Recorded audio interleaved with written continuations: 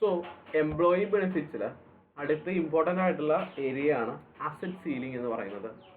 Asset ceiling എന്ന് പറയുന്നത് നമ്മളിപ്പോൾ ചെയ്ത കണക്കുകളിലെല്ലാം നിങ്ങൾക്കറിയാം ഒബ്ലിഗേഷൻ ആയിരുന്നു അസറ്റിനേക്കാൾ കൂടുതൽ ഉണ്ടായിരുന്നത്. പക്ഷേ ചില സമയത്ത് അസറ്റ് എന്ത് ചെയ്യും, ഒബ്ലിഗേഷനേക്കാൾ കൂടും. ഈ സമയത്ത് നമ്മുടെ പ്രൂഡൻസ് പ്രിൻസിപ്പിൾ അല്ലെങ്കിൽ നമ്മൾ ഈ contingent asset and contingent liabilities ഒക്കെ പഠിച്ച സമയത്ത് നിങ്ങൾ ശ്രദ്ധിച്ചിട്ടുണ്ടാവും, കണ്ടിജന്റ് അസറ്റ് വെർച്വലി അല്ലെങ്കിൽ അസറ്റ് വെർച്വലി സർട്ടൈൻ ആവുമ്പോഴേ എന്ത് ചെയ്യാറുള്ളൂ, നമ്മൾ റെക്കഗ്നൈസ് ചെയ്യാറുള്ളൂ. പക്ഷെ അതേസമയം നമ്മുടെ ലയബിലിറ്റി ജസ്റ്റ് പ്രോബബിൾ ആവുമ്പോൾ തന്നെ നമ്മൾ എന്ത് ചെയ്യാറുണ്ട്, റെക്കഗ്നൈസ് ചെയ്യാറുണ്ട്. കറക്റ്റ് അല്ലേ? സോ അതുപോലെ നമ്മുടെ ഇവിടെ നമുക്ക് അസറ്റ് ചില സമയത്ത് ഇപ്പോൾ അസറ്റ് ഒരു 150 ഉണ്ട്, ഒബ്ലിഗേഷൻ 100 ഉള്ളൂ എന്ന് വിചാരിക്കാം. അപ്പോൾ ഇവിടെ നെറ്റ് അസറ്റ് വരും, നെറ്റ് അസറ്റ് എത്ര വരും, 50 വരും. അപ്പോൾ നമ്മൾ ഈ 50 റെക്കഗ്നൈസ് ചെയ്യില്ല, അതിന് പകരം ഒരു ടെസ്റ്റ് നടത്തും അല്ലെങ്കിൽ അസറ്റ് സീലിംഗ് നടത്തും. അതായത് ഈ ടോട്ടൽ 50 നമ്മൾ ഇതിൻ്റെ amount ആയിട്ട് റെക്കഗ്നൈസ് ചെയ്യില്ല, ഇതിൻ്റെ amount ആയിട്ട് നമ്മൾ റെക്കഗ്നൈസ് ചെയ്യുക ഈ 50യും അതുപോലെ തന്നെ ഈ അസറ്റിൻ്റെ present value of future benefit ഉണ്ടാവുമല്ലോ. Okay, the total of present value of any economic benefits available, റീഫണ്ടോ അങ്ങനെ എന്തെങ്കിലും ഈ പ്ലാനിൽ നിന്ന് കിട്ടുന്നുണ്ടാവുമല്ലോ. അതായത് പ്ലാൻ അധികമായിട്ട് അല്ലെങ്കിൽ അസറ്റ് അധികമായിട്ടിരിക്കും അല്ലേ. സോ ചില കണ്ടീഷൻസിൽ ഞാൻ പറഞ്ഞുതരാം. ഇപ്പം നിങ്ങൾക്ക് 150 രൂപയുടെ അസറ്റ് ഉണ്ട്, പക്ഷെ ശരിക്കും 100 രൂപയുടെ അസറ്റ് അല്ലേ വേണ്ടുള്ളൂ. അപ്പോൾ നിങ്ങൾക്ക് തിരിച്ച് റീഫണ്ട് 50 കിട്ടില്ല. ആ പ്ലാനിൽ ചിലപ്പോൾ എന്തെങ്കിലും റെഗുലേഷൻസ് ഉണ്ടാവും. അപ്പോൾ നിങ്ങൾക്ക് ചിലപ്പോൾ 30 കിട്ടുള്ളൂ. സോ ദാറ്റ് ഈസ് പ്രസൻറ്റ്, അതിൻ്റെ പ്രസൻറ്റ് വാല്യൂ ഇപ്പോൾ 30ൻ്റെ പ്രസൻറ്റ് വാല്യൂ ഒരു 28, ഇതിൻ്റെ ലോവർ ആയിരിക്കും. അതായത് 50 എന്ന് പറഞ്ഞപ്പോൾ നമ്മുടെ കറൻറ്റ് ആയിട്ടുള്ള അല്ലെങ്കിൽ ഇപ്പോൾ ഉള്ള ഗെയിന്, ആൻഡ് 28 എന്ന് പറഞ്ഞാൽ എന്താണ്, present value of any refund or the future economic benefit. ഇതിലെ സ്മാൾ എമൗണ്ട് അല്ലെങ്കിൽ ലോവർ ആണ് നമ്മൾ എന്തായിട്ട് എടുക്കുക, ഇതിൻ്റെ ഗെയിൻ ആയിട്ട് എടുക്കുകയുള്ളൂ. അഥവാ അസറ്റ് നമ്മൾ 150ൽ റെക്കഗ്നൈസ് ചെയ്യില്ല, നെറ്റ് അസറ്റ് ആണെങ്കിൽ നമ്മൾ എത്രയിലെ റെക്കഗ്നൈസ് ചെയ്യുള്ളൂ, 128ലെ റെക്കഗ്നൈസ് ചെയ്യുള്ളൂ. അഥവാ അസറ്റ് സീൽഡ് ആയി. പറഞ്ഞ് മനസ്സിലാവുന്നുണ്ടോ? അസറ്റ് സീൽഡ് ആയി. എങ്ങനെ സീൽ ചെയ്യുക? Is the lower of normal calculated amount or normal gain and present value of future economic benefits. Clear ആണോ? സോ നമുക്ക് പെട്ടെന്ന് തന്നെ ഒരു ക്വസ്റ്റ്യൻ ചെയ്യാം. ഇത് ക്ലിയർ ആവാൻ ഏറ്റവും നല്ലത് ക്വസ്റ്റ്യൻ പ്രാക്ടീസ് ആണ്. So first question number 7. The following information relate to a defined benefit plan. Required, what is the value of the asset that should recognized in the financial statements? Fair value of planned asset is 950. Present value of pension liability is 800. അപ്പോൾ ഇവിടെ എത്ര net assets ഉണ്ട്? ഇവിടെ net asset ഉള്ളത് 150, right അല്ലേ? 950ൽ നിന്നും liability 800 പോയി കഴിഞ്ഞാൽ 150 നമുക്ക് എന്തുണ്ട്, നെറ്റ് അസറ്റ് ഉണ്ട്. ഓക്കെ, പക്ഷേ അപ്പോൾ നമുക്ക് ഇവിടെ എത്ര ഗെയിൻ ഉണ്ട്? 150 ആണ് നോർമലി ഉള്ള gain. Okay, and present value of future ഇത് എത്രയേ ഉള്ളൂ? 70 ഉള്ളൂ. സോ ഇതിലേതാ നമ്മൾ സെലക്ട് ചെയ്യുക? 70 ആണ് സെലക്ട് ചെയ്യുക. ക്ലിയർ ആണോ? സോ നമ്മൾ എന്ത് ചെയ്യേണ്ടി വരും? നെറ്റ് അസറ്റ് ആയിട്ട് എത്ര കാണിക്കുള്ളൂ? 70 കാണിക്കുള്ളൂ. അല്ലെങ്കിൽ അസറ്റ് ആയിട്ട്, വേർഡുകൾ ശ്രദ്ധിക്കണം കേട്ടോ. ഞാൻ പറഞ്ഞത് നെറ്റ് അസറ്റ് ആയിട്ട്. നെറ്റ് അസറ്റ് എന്ന് പറഞ്ഞാൽ എന്താ? ഒബ്ലിഗേഷൻ, അസറ്റിൽ നിന്നും ഒബ്ലിഗേഷൻ കുറച്ചിട്ടുള്ള എമൗണ്ട്. അഥവാ നമ്മൾ അസറ്റ് എത്ര എടുക്കുള്ളൂ? 950 എടുക്കില്ല. ഓക്കെ, 950 എടുക്കില്ല, അതിന് വരെ എത്ര എടുക്കുള്ളൂ? 70 എടുക്കുള്ളൂ. ദാറ്റ് ഈസ് അതായത് 950ൽ ഗെയിൻ ആയിട്ടുള്ള 150 ഒഴിവാക്കി 800 വരും. സോ 70 ഗെയിൻ എടുക്കുള്ളൂ. അഥവാ നമ്മൾ 870 ആയിരിക്കും അസറ്റായിട്ട് കൺസിഡർ ചെയ്യുന്നത്, മൈനസ് ഒബ്ലിഗേഷൻ എത്രയാ? 800. സോ 870ൽ നിന്നും 800 കുറച്ച് കഴിഞ്ഞാൽ നെറ്റ് അസറ്റ് എത്ര വരും? 70. പറയുന്നത് മനസ്സിലാവുന്നുണ്ടോ? അപ്പോൾ അസറ്റായിട്ട് 870 ആയിട്ടായിരിക്കും നമ്മൾ കൺസിഡർ ചെയ്യുന്നുണ്ടാവുക. എങ്ങനെ 870 കിട്ടിയ സാറേ? ഒറ്റ കാര്യമുള്ളൂ, ഇപ്പോൾ ഉള്ളത് എത്രയാ 950 അല്ലേ. സോ അതിൽ 150 നമ്മൾ എടുക്കില്ല, അതിന് പകരം 70 ആണ് എടുക്കുക. അപ്പോൾ നമുക്ക് 870 കിട്ടും. സോ 870 ആയിരിക്കും നമ്മുടെ അസറ്റിൻ്റെ വാല്യൂ. എന്നാൽ നെറ്റ് അസറ്റിൻ്റെ വാല്യൂ എത്രയായിരിക്കും? 70 ആയിട്ടായിരിക്കും നമ്മൾ കൺസിഡർ ചെയ്യുക. ക്ലിയർ ആണോ? ക്ലിയർ? അങ്ങനെ കണ്ടുപിടിച്ച് it is a lower of normal calculated gain and the present value of future economic benefit. So അടുത്ത ക്വസ്റ്റ്യൻ ചെയ്താലോ? Question number 8. A defined benefit plan has an obligation of 7,20,000 and plan asset of 8,68,000, leading to a surplus of 1,48,000. So the terms of plan say that any surplus must be split 50:50 between the plan and the employer. The present value of 1,48,000 using appropriate discount rate is 84,000. Required how the asset ceiling requirements of IAS 19 apply. So, ശ്രദ്ധിക്കുക, ഈ question കുറച്ച് സമയം ഈസിയാണ്, എന്നാലും കുറച്ച് complicated ആണ്. അതായത് ഇവിടെ നമ്മുടെ ഒബ്ലിഗേഷൻ എത്രയാണ്, അല്ല അസറ്റ് എത്രയാണെന്ന് ആദ്യം പറഞ്ഞേ. അസറ്റ്, നമുക്ക് അസറ്റ് ഉള്ളത് 8,68,000 ആണ്. ഓക്കെ. ആൻഡ് എത്രയാണ് നമുക്ക് ലയബിലിറ്റി ഉള്ളത്? 7,20,000 ആണ്. അപ്പോൾ നിങ്ങൾക്ക് അറിയാം അസറ്റ് ആണ് കൂടുതൽ. എത്ര അസറ്റ് കൂടുതലാണ്, അഥവാ നെറ്റ് അസറ്റ് എത്രയാണ്? നെറ്റ് അസറ്റ് എന്ന് പറയുന്നത് 1,48,000 ആണ്. ആൻഡ് ഇതിന്റെ പ്രസന്റ് വാല്യൂ എത്രയാണ്? 84,000 ആണ്. The terms of the plan state that any surplus must be split 50:50 between the plan and the employer. So ഇവിടെ എന്താ പറയുന്നതെന്ന് വെച്ച് കഴിഞ്ഞാൽ, നമുക്ക് ഇവിടെ ഇപ്പോൾ പ്രസന്റ് വാല്യൂ ഉള്ള ഈ 84,000 ഉള്ള ഈ 1,48,000ന്റെ പ്രസന്റ് വാല്യൂ ആണ് എന്തെന്ന് പറയുന്നത്? 84,000 എന്ന് പറയുന്നത്. അല്ലാണ്ട് ഇത് എന്തല്ല, present value of economic benefit അല്ല. അത് നിങ്ങൾ ആദ്യം മനസ്സിലാക്കണം.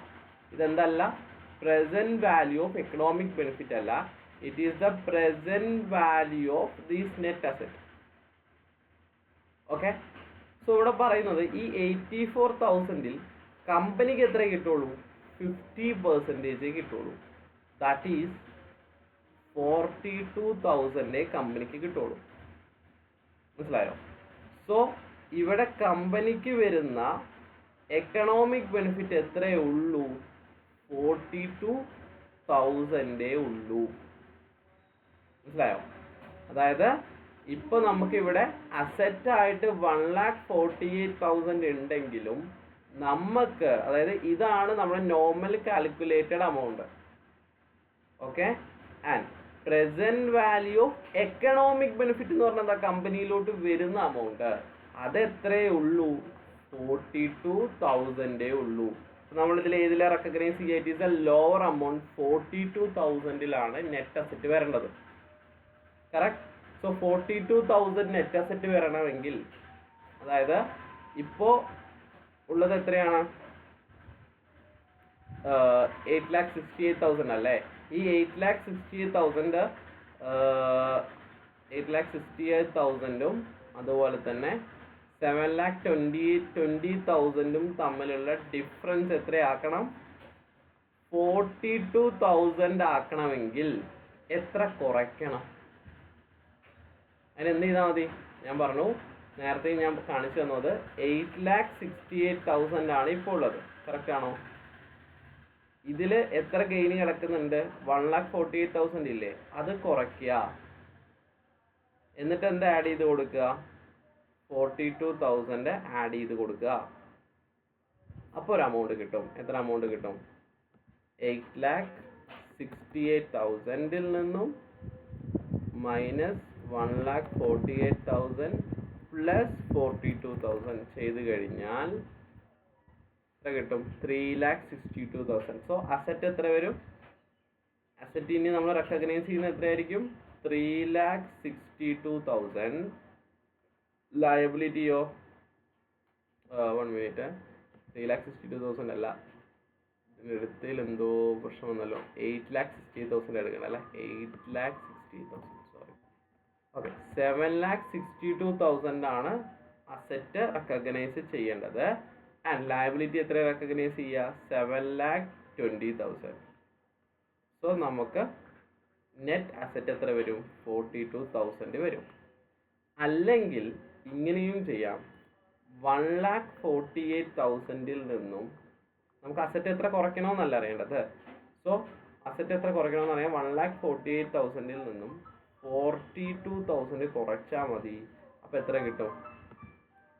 1,48,000 നിന്നും 42,000 ആണ് ഇനി അവിടെ ഉള്ളൂ. ദാറ്റ് ഈസ് 1,06,000 കുറച്ചാലും മതി. കാണിച്ചു തരാം. 1,06,000 കുറച്ചാലും മതി. 8,68,000 മൈനസ് 1,06,000 ചെയ്ത് നോക്കി. 8,68,000 മൈനസ് 1,06,000 കണ്ടോ? സെയിം അല്ലേ കിട്ടുന്നത്? 7,62,000 7,62,000. ഓക്കെ, അങ്ങനെ ചെയ്താലും മതി. അപ്പോൾ ഇതിൻ്റെ ജേണൽ എൻട്രി എങ്ങനെ വരും? ജേണൽ എൻട്രി എങ്ങനെ വരിക എന്ന് വെച്ച് കഴിഞ്ഞാൽ, ജേണൽ എൻട്രി ഇതിനെ ബേസ് ചെയ്തിട്ടാണ് വരിക. നമ്മൾ അസറ്റ് കുറയ്ക്കണം. എങ്ങനെ അസറ്റ് കുറയ്ക്കുക? ക്രെഡിറ്റ് അസറ്റ് എത്ര കുറയ്ക്കണം? 1,06,000. എന്ത് ഡെബിറ്റ് ചെയ്യും? അസറ്റ് സീലിംഗ് വഴി വരുന്ന അമൗണ്ടുകൾ അഡ്ജസ്റ്റ് ചെയ്യേണ്ടത് OCIയിലാണ്. 1,60,000. ക്ലിയർ ആണോ? അസറ്റ് സീലിംഗ് എവിടെ അഡ്ജസ്റ്റ് ചെയ്യേണ്ടത്? OCI. നമ്മുടെ നോട്ടിൽ ഏറ്റവും ആദ്യം ഓരോന്നിലും പോകുന്ന കാര്യങ്ങൾ പറഞ്ഞിരുന്നില്ലേ? സോ നിങ്ങൾക്ക് ഇവിടെ ശ്രദ്ധിച്ചറിയാൻ പറ്റും. OCIയിൽ എന്ത് പോവും? അസറ്റ് സീലിംഗ് പോവും. ആൻഡ് ആൾസോ SOFPയിൽ അസറ്റ് സീലിംഗ് എന്ത് കുറയ്ക്കും? അസറ്റിൻ്റെ വാല്യൂ കുറയ്ക്കുകയും ചെയ്യും. ക്ലിയർ ആണോ? ഓക്കെ, അങ്ങനെയാണെങ്കിൽ അടുത്തൊരു ക്വസ്റ്റ്യൻ ചെയ്ത് നോക്കിയാലോ? ഈ ക്വസ്റ്റ്യൻ ഒന്ന് വായിച്ചു നോക്കിയാൽ കുറച്ച് വലിയ ക്വസ്റ്റ്യൻ ആണ്. ഒന്ന് വായിച്ചു നോക്കിയാൽ Explain with the suitable calculations the amounts to be recognized in profit and loss and OCI, including the impact of asset ceiling.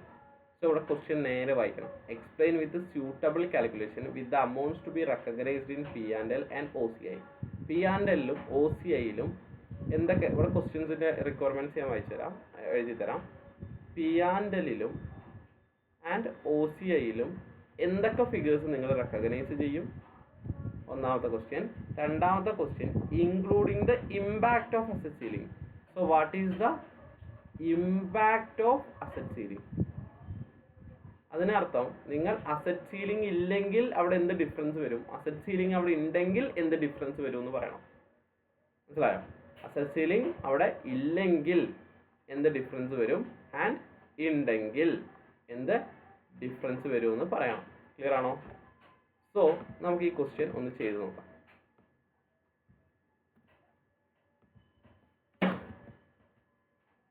S company manages a defined benefit plan for its employees. At 1st January 2008, the fair value of planned assets was estimated to be 137 million, and the present value of planned liabilities was 122 million. The asset ceiling has been calculated at 4 million. The discount rate on high quality corporate bond is 4%. അവിടെ നിൽക്കട്ടെ. So 1st January 2008 ഇവിടെ ഞാൻ ചെയ്യാണ്. 1st January 2008 ഈ കമ്പനിക്ക് എന്തുണ്ട്? ഒരു asset ഉണ്ട്. ശ്രദ്ധിച്ചോ, അസറ്റിന്റെ വാല്യൂ എത്രയാണ്? അസറ്റിന്റെ വാല്യൂ എത്രയാണ്? 137 million. ആൻഡ് ആൾസോ കമ്പനിക്ക് ലയബിലിറ്റി ഉണ്ട്. ആ ലയബിലിറ്റി എത്രയാണ്? 122 million. സോ മൈ ക്വസ്റ്റ്യൻ, ഇവിടെ നെറ്റ് അസറ്റ് ആണോ ഒബ്ലിഗേഷൻ ആണോ? ഇവിടെ നെറ്റ് അസറ്റ് വരും. എത്ര നെറ്റ് അസറ്റ് വരും? Equal to 137 minus 122, 15 net asset വരും. ക്ലിയർ ആണോ? പക്ഷേ അസറ്റ് സീലിംഗ് ഉള്ള കാരണം ഞാനിവിടെ അസറ്റ് സീലിംഗ് എന്ന് പറയുന്ന ഒരു കോൾ എടുക്കാം. ഇത് നോർമൽ കാൽക്കുലേഷൻ. അസറ്റ് സീലിംഗ് ഉള്ള കാരണം നെറ്റ് അസറ്റ്സ് നമ്മൾ എത്രയായിട്ടാണ് എടുക്കുക? നെറ്റ് അസറ്റ്സ് നമ്മൾ ഇവിടെ കണ്ടോ, അസറ്റ് സീലിംഗ് എത്രയാണെന്നാണ് പറഞ്ഞേക്കുന്നത്? 4 million എന്നല്ലേ പറഞ്ഞേക്കുന്നത്. അസറ്റ് സീലിംഗ് എത്രയാണ്? 4 million എന്നാണ് പറഞ്ഞേക്കുന്നത്. ക്ലിയർ? സോ നമ്മൾ അസറ്റ് സീലിംഗ് ചെയ്ത ശേഷം ആഫ്റ്റർ അസറ്റ് സീലിംഗ് എത്രയായിരിക്കും നമ്മുടെ അമൗണ്ട് ഉണ്ടാവുക? 4 million ഉണ്ടാവുള്ളൂ. മനസ്സിലാവുന്നുണ്ടോ? എത്ര ഉണ്ടാവുള്ളൂ? 4 million ഉണ്ടാവുള്ളൂ. മനസ്സിലായി? നെറ്റ് അസറ്റ്സ് 4 million ആയിട്ട് കുറയും. ക്ലിയർ ആണോ? ഇനി നമുക്ക് ഓരോ ട്രാൻസാക്ഷൻ ആയിട്ട് അഡ്ജസ്റ്റ് ചെയ്യാം. ഇവിടെ നമ്മളോട് പറഞ്ഞത് ഇൻട്രസ്റ്റ് എങ്ങനെ നമ്മൾ ഇത് കാൽക്കുലേറ്റ് ചെയ്യാം. നമ്മുടെ net asset or obligations calculate ചെയ്യുക എങ്ങനെയാ? ഡിസ്കൗണ്ട് റേറ്റ് ആദ്യം എന്താ ആഡ് ചെയ്ത് കൊടുക്കുക? Add interest. Interest asset ceiling ഞാൻ പറഞ്ഞു ഇവിടെ രണ്ടും നിങ്ങൾ കമ്പയർ ചെയ്യണം. അസറ്റ് സീലിംഗ് ഉണ്ടെങ്കിൽ എന്തായിരിക്കും അവസ്ഥ, അസറ്റ് സീലിംഗ് ഇല്ലെങ്കിൽ എന്തായിരിക്കും അവസ്ഥ എന്ന് നിങ്ങൾ കമ്പയർ ചെയ്യണം. അസറ്റ് സീലിംഗ് ഉണ്ടെങ്കിൽ 50ന്റെ നെറ്റ് അസറ്റ്സിന്റെ എത്ര പെർസെൻറ്റേജ്? 4% എന്ത് വരും? അസറ്റ് സീലിംഗ് 4% ഇൻട്രസ്റ്റ് വരും. ഇനിയോ അസറ്റ് സീലിംഗ് വന്നത് കാരണം എത്ര വരുള്ളൂ? 0.16 ഇൻട്രസ്റ്റ് വരുള്ളൂ. അടുത്ത എന്താ ആഡ് ചെയ്യേണ്ടത്? ക്യാഷ് കോൺട്രിബ്യൂഷൻ ആഡ് ചെയ്യണം. കറക്റ്റ് ആണോ? Cash contribution. So add cash contribution. എത്രയാ ക്യാഷ് കോൺട്രിബ്യൂഷൻ? 7 ആണ്. സോ 7 ഇവിടെയും വരും ഇവിടെയും വരും. അത് പ്രത്യേകിച്ച് അതിൽ ചേഞ്ചസ് ഒന്നും വരാനില്ല. ആൻഡ് വേറെ എന്താ ഉള്ളത്? Benefit paid. ബെനിഫിറ്റ് പെയ്ഡ് എന്തെങ്കിലും എഫക്റ്റ് ഉണ്ടാവുമോ? ഇല്ല. അത് നെറ്റ് ഓഫ് ആയിട്ട് പോകും. റൈറ്റ് ആണോ? 0 ആൻഡ് 0. പിന്നെന്താ ചേഞ്ച് വരിക? സർവീസ് കോസ്റ്റ് ഉണ്ട് അല്ലേ? സർവീസ് കോസ്റ്റ് എന്താ നമ്മൾ ചെയ്യേണ്ടത്? ലെസ് ചെയ്യുന്നു. ലെസ്. ഇത് അസറ്റ് ആയതുകൊണ്ടാണ് കേട്ടോ. ലയബിലിറ്റി ആണെങ്കിൽ ആഡ് അല്ലേ ചെയ്യുക സർവീസ് കോസ്റ്റ്. ഓക്കെ, നിങ്ങൾക്ക് ഇവിടെ നോക്കി അറിയാൻ പറ്റും. നമ്മളിവിടെ സർവീസ് കോസ്റ്റ് നോർമലി എന്താ ചെയ്തിരുന്നത്? സർവീസ് കോസ്റ്റ് ആഡ് ആണ് ചെയ്തിരുന്നത്. ആഡ് ചെയ്യുന്നത് എപ്പോഴാ? ലയബിലിറ്റി അല്ലെങ്കിൽ ഡെഫിസിറ്റ് വരുമ്പോൾ. ഓക്കെ, കോൺട്രിബ്യൂഷൻസ് ലെസ് ആണ് ചെയ്തിരുന്നത്. എപ്പോൾ? ഡെഫിസിറ്റ് വരുമ്പോൾ. പക്ഷെ ഇവിടെ ഡെഫിസിറ്റ് അല്ല. അതുകൊണ്ടാണ് കോൺട്രിബ്യൂഷൻ ആഡ് ചെയ്തതും സർവീസ് കോസ്റ്റ് ലെസ് ചെയ്തതും. ബെനിഫിറ്റ് പെയ്ഡിന് പിന്നെ പ്രത്യേകിച്ച് ഡിഫറൻസ് ഒന്നുമില്ല. സോ സർവീസ് കോസ്റ്റ് എത്രയാണ് മക്കളെ? സർവീസ് കോസ്റ്റ് എന്ന് പറയുന്നത് 5 -5. ഇവിടെയും -5 വരും. ഓക്കെ ആണോ? ആൻഡ് ഒരു സാധനം കൂടെ ഉണ്ട്. The asset ceiling has been calculated at 11 million. During the year there was a plan curtailment which resulted a gain on settlement 3 million. Gain ആണ്. ഗെയിൻ അസറ്റിനെ കൂട്ടുവോ കുറയ്ക്കുവോ? കൂട്ടും അല്ലേ?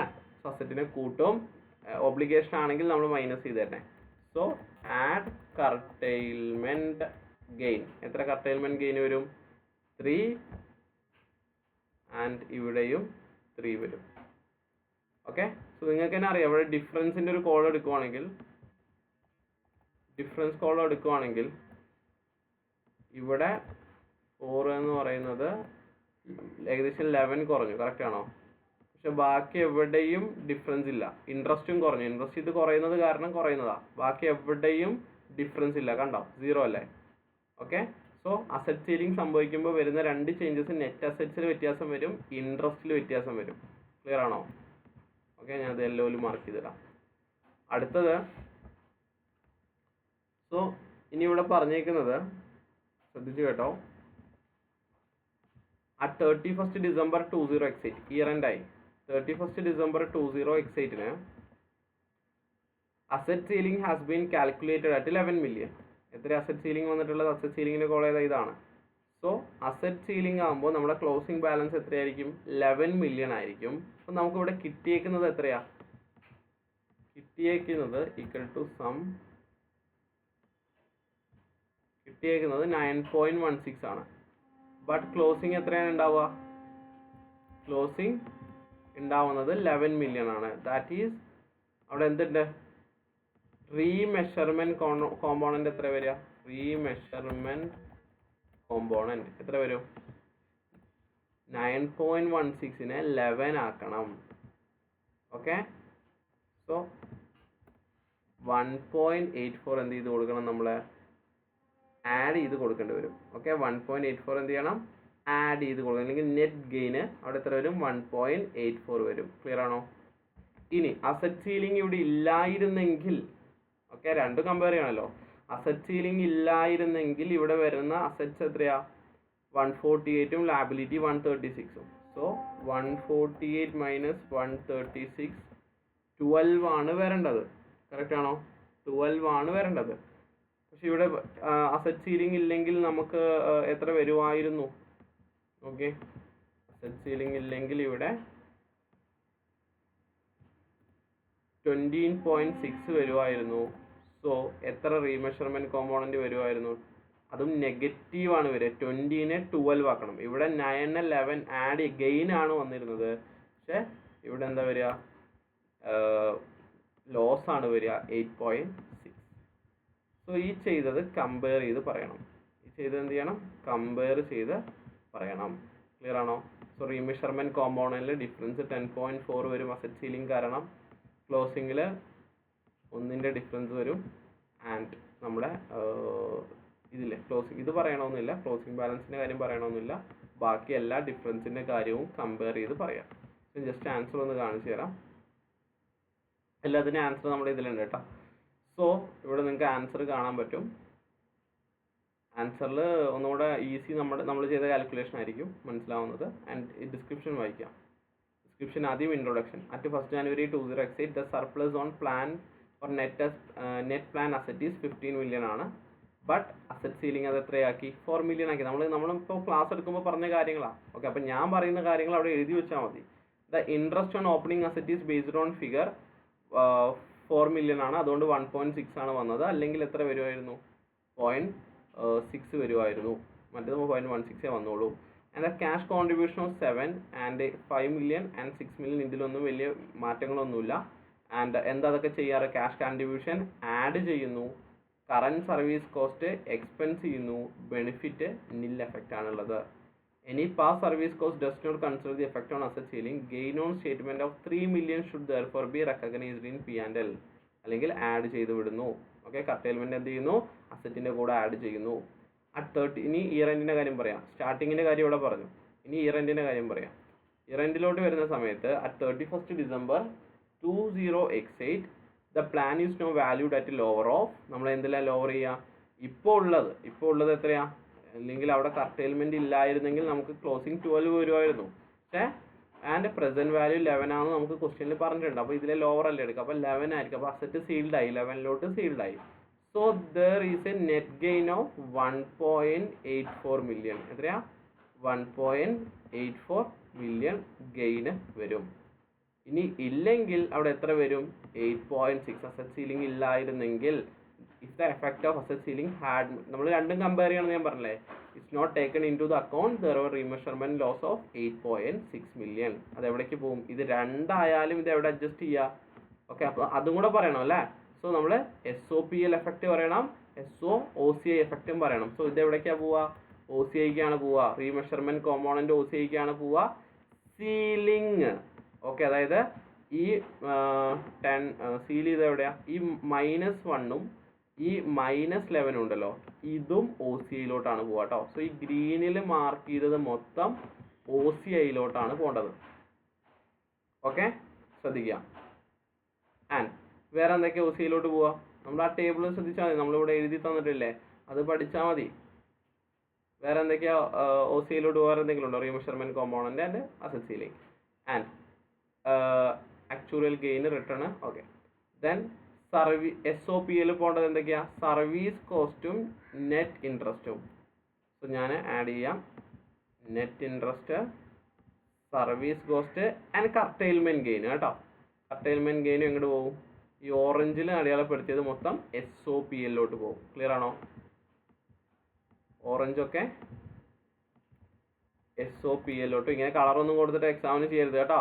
പ്രോപ്പറായിട്ട് ഇവർ പറഞ്ഞേക്കുന്നുണ്ടോ? ഇതിൻ്റെ ആൻസറിൽ പറഞ്ഞേക്കുന്നുണ്ടോ എന്തിലോട്ട് പോകുമെന്നുള്ളത്? അതായിരുന്നു ഫസ്റ്റ് ക്വസ്റ്റ്യൻ്റെ ആൻസർ തന്നെ. The asset ceiling 4 million is net defined plan. So it will go to OCI എന്ന് പറയണം. ഇതിൽ അവർ ആഡ് ചെയ്തിട്ടില്ല.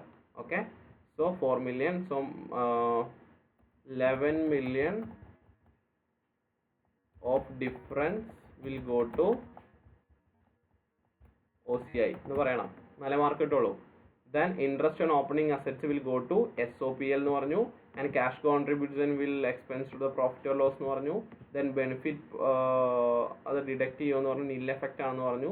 ഇനി pass service cost okay. Then gain on statement of 3 million should therefore be recognised in P&L എന്ന് പറഞ്ഞു.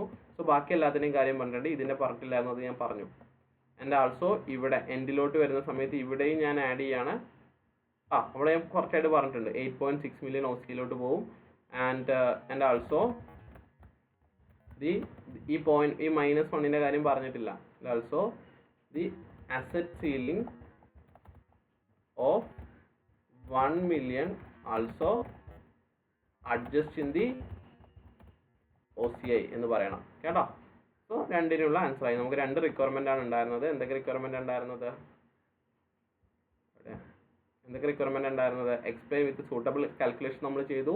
Amounts to be recognised in P&L and OCI ഏതൊക്കെയാണെന്ന് നമ്മൾ പറഞ്ഞു, ഇൻക്ലൂഡിങ് ദി ഇമ്പാക്റ്റ് ആണ് നമ്മൾ ആ ടേബിളിൽ ഡിഫറൻസ് കാണിച്ചത്. ഇതാണ് ഇമ്പാക്റ്റ്. ക്ലിയർ ആണോ? ആൻഡ് നമ്മൾ പറയുമ്പോഴും പറഞ്ഞു 15 ഉണ്ടായേനെ, പക്ഷെ അത് അസറ്റ് സീലിംഗ് കാരണം 4 കുറഞ്ഞു. അതുകൊണ്ട് തന്നെ ഇൻട്രസ്റ്റ് കുറഞ്ഞു എന്ന് നമ്മൾ പറഞ്ഞു. അതുകൊണ്ട് തന്നെ റീമെഷർമെന്റ് കോമ്പോണന്റും ഡിഫറൻസ് വരുമെന്ന് പറയും. ക്ലിയർ ആണോ? ആൻഡ് ഈ റീമെഷർമെന്റ് കോമ്പോണന്റ് 8.6 ആയേനെ, ഇതിപ്പോൾ 1.84 ഗെയിൻ ആണ് വന്നത് ബിക്കോസ് ഓഫ് ദി ഇതെന്ന് പറയും. ഇതൊക്കെ ഡിസ്ക്രിപ്റ്റീവ് ആയിട്ട് പറയണം കേട്ടോ. SPR എക്സാം ആണ്. ക്ലിയർ ആണോ? ഓക്കെ. ഞാനിത് നമ്മുടെ വർക്കിംഗ് നോട്ട്സിൽ സേവ് ചെയ്തിടാം. വർക്കിംഗ് നോട്ട്സിൽ employee benefit question number 6 okay, save ചെയ്തിട്ടിട്ടുണ്ട് കേട്ടോ. സോ അത്രേ ഉള്ളൂ. നന്നായിട്ട് പഠിക്കാം കേട്ടോ. ക്വസ്റ്റ്യൻ നമ്പർ 9 ആണല്ലേ, അത് ഞാൻ റീനെയിം ചെയ്തോണ്ട് കേട്ടോ. നന്നായിട്ട് പഠിച്ചു നോക്കളെ. ഓക്കെ. സോ ഇതാണ് കാൽക്കുലേഷൻ. ഇനി നമുക്ക് കുറച്ച് തിയറീസ് ആണുള്ളത്. Other employee benefit, short time, termination and long time. Okay. ഇതിലധികം കാൽക്കുലേഷൻ വരുന്നില്ല. ആൻഡ് ചിന്ന കാൽക്കുലേഷൻസേ ഉള്ളൂ. അത് ജസ്റ്റ് നിങ്ങൾക്ക് മനസ്സിലാവും കേട്ടോ. സോ അത്രേ ഉള്ളൂ. അപ്പോൾ നമുക്കിനി അടുത്ത വീഡിയോയിൽ ബാക്കിയുള്ളത് പഠിക്കാം.